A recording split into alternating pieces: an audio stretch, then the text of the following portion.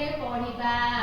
ଗଛ ଆମକୁ କି ଫଳ ଫୁଲ ଗଛ ଅମ୍ଳଜାନ ଛାଇ ଇତ୍ୟାଦି ପ୍ରଦାନ କରିଥାଏ ନା ନାହିଁ? ଜାଣିଛ ତ? ଜାଣିଛ ନା? ଜାଣିଛ ନା ନାହିଁ? ଆଜି ଆମେ ସେଇ ଗଛକୁ ନେଇକିରି ଗୋଟିଏ ଗୀତଟିଏ ଶିଖିବା। ଗୀତଟିଏ ଶିଖିବା।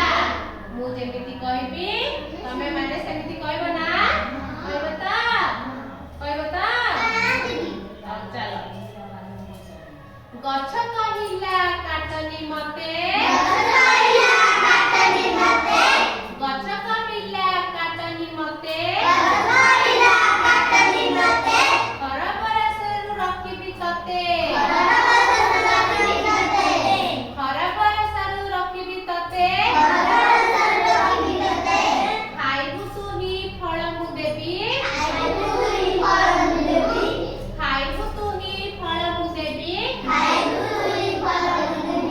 ଫୁଲରେ ସଜେଇ ଦେବି ମୁଁ ତତେ, ଫୁଲରେ ସଜେଇ ଦେବି ମୁଁ ତତେ, ମଞ୍ଜିରୁ ହୁଏ ଗଛରେ ଭାଇ,